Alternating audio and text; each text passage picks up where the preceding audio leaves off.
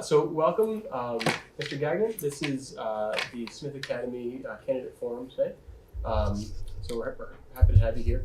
So to give you a little introduction about the process that we went through to get here, we have our student government here, the student council. They facilitated sessions with all of our advisory groups, our homeroom groups, and they came up with a set of questions that they are of interest to our student body here.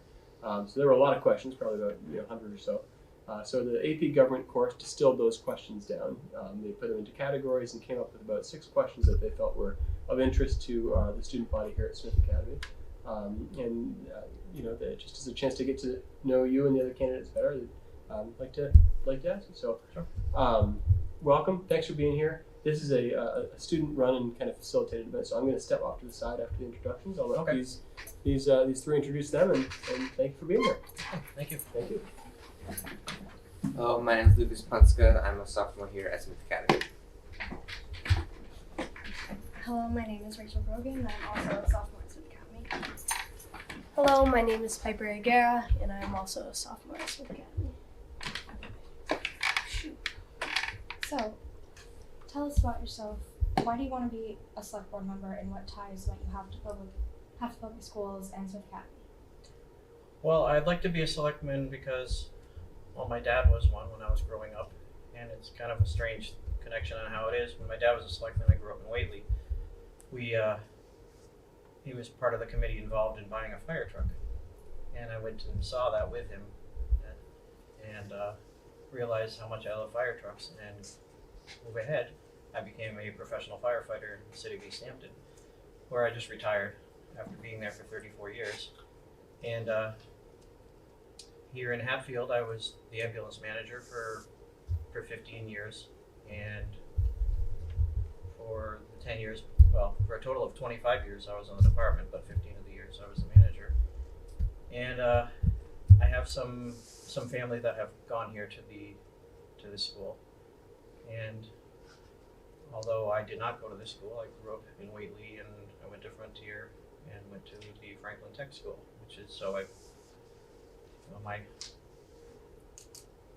my 12 grades were in 4 different schools, so I think I got the feel of, it's nice to have a school that's really close to you, which the Whately schools were, and then Frontier was a town away, and then Franklin Tech was like an hour and 15-minute bus ride each way for me, because they cover the whole county, so it's like that. So I want to be a selectman so that I can just represent everybody. I don't have an agenda. I don't want to try to make anything for myself, and I think I'm free enough here in town where I don't really have that many relatives around that I won't be influenced by anything, so I can remain pretty neutral on pretty much everything.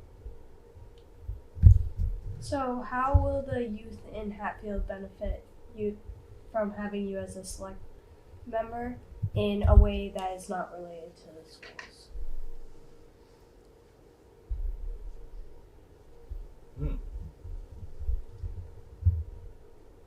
That's not related to the schools. I guess I would say I'm just an average town resident. I don't have any kids in school any longer. So that's a tough question.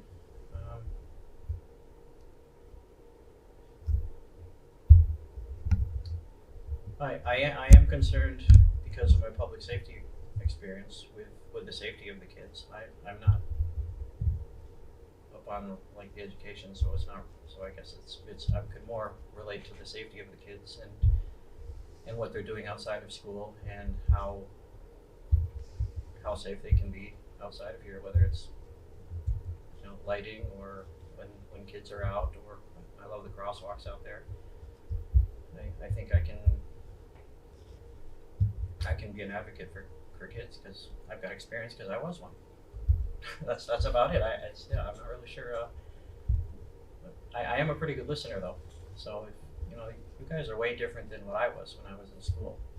So it's a thing that I have to try to listen to and relate to what you guys are going through. I didn't go through the COVID thing like you guys went through. I think that's amazing. I did go through it working on an ambulance, so I saw it from that end. But I also saw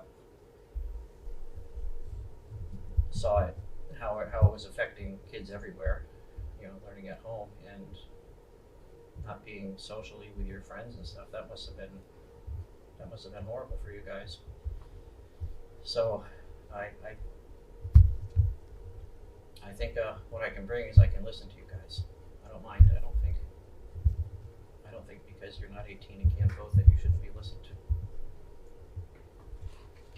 Are there any aspects about schooling in Hatfield that draw your attention specifically, and if so, why?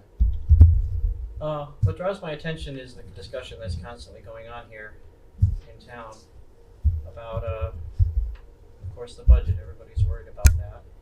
Everybody's worried that, this school is costing too much, or, what can we do about that? But you have to go everywhere, and you see that schools cost a lot everywhere. Everything costs a lot everywhere. And I think that it's got to be ultimately what's best for the kids that are going to school here. And we can't think with our pocketbooks about some things. And I think that's what a lot of people do. Not that I personally don't have enough money to just spend freely. And right now I know that the override's a big thing, and it's going to be a lot of money. But I also know that I don't know how that's going to pan out at the end,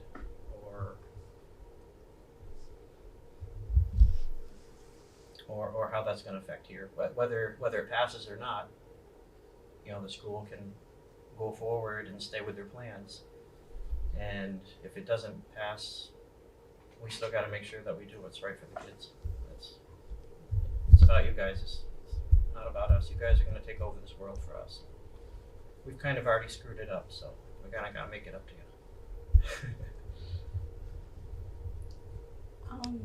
you. So how could you use policy to help retain staff at Hatfield Public Schools and in Hatfield as a whole? At the level of the select board, I can represent the town in talking to the state government who passes the laws, and pretty much those guys are the ones who set standards for how things are supposed to be run here in the schools, and maybe make it based on getting advice from the school committee, who gets advice from the teachers and the students. Try to change policy if it's needed to help you guys, directly us here in Hatfield. It's because a lot of people out east, we always say this, don't realize us people out west are a little different. So things out here need to be tweaked a little different than they are out east per se. And so it's hard for we're not even that big of a state. We shouldn't be that different, but we are. We're very rural out here compared to the big cities out there. So we just have to make sure that we're heard out here ultimately. And by we, I mean the school committee, I mean the teachers, administrative people, and you guys. Do you have any long-term environmental issues that you hope to address through policy in Hatfield, or any specific policies? No, I don't have any specific policies that I would be pushing for. I do realize that the town is growing, and the whole world is changing, and I do love the streams and rivers around here. I like to fish when I'm out free and can be, and I love the outdoors. So I like the freeness of our whole area out here. And I realize that there's also need for businesses to come out here, because somebody's got to pay for that. It's got to be a really good balance. So I think environmentally, hopefully, that would be another thing that the state could help us with, and saying, let's make sure that any business that comes in here is going to be environmentally sound, and things are going to stay clean, and we're not going to dirty the river or any of these awesome ponds and streams that we have in town. So, I guess I wouldn't make any policies, but I would like to keep this town as close to the way it is as we can. What are your budget priorities, especially as they relate to the schools? And what school-based priorities would you put into a capital plan? School-based priorities would just have to be, I think I would have to depend on the school committee to say what that would be, whether it be for maintenance or, it's, because the popularity of like different things going on all the time, I think is something that they would have to keep up with, or the necessities that are here. I mean, it's gotta be, you expect a great education when you come here, and I don't think that I, as somebody who's not actually here every day, could give you an answer as to what I would want, but I would be able to listen to what the people that are here want and help them with it. If it's, within reason, I think. But, there are going to be some times where I'm probably not going to agree with everybody. That's just how it is. But at the same time, I do think that the select board has people that are running different departments in town, and those people that are running say the schools, for example, know what they're doing. And I'm not a school administrator. I would have to trust that the school administrators know what they're doing. I'm not a police chief. I would have to trust what the police chief is doing is the right thing as well. So I would try to back them up as much as I can using common sense. So I guess the answer would be the same for everybody, including the schools, like you were asking. Is there anything else that you would like us to know about yourself or about your plans? Well, I'm really just trying to run for selectman to do the right thing for the community. I don't have an agenda. I'm not out to get anybody or anything. I am trying to just be an average guy representing an average person here in town. I guess I don't talk as much as I probably should. I'm not really a politician, so and being a firefighter, you just say what you want to say and you're done.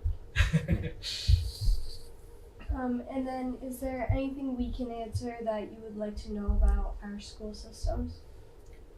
So how do you guys feel about what's going on with the schools? Are you guys nervous about anything changing, or? I think a little bit, honestly. Yeah. Definitely hoping we don't have to shut down the schools, because Yeah. regionalization's not going to happen right away. It's going to take a while. Yeah. Hopefully we will be able to go to college before that happens. Yeah. Yeah. I hope people can hear that. I hope people hear you guys too. Otherwise, you guys are doing great here. I appreciate you inviting me. Thank you. Thank you, Rita. Thank you very much for your time tonight, for being here, and thank you, students, for facilitating. Okay.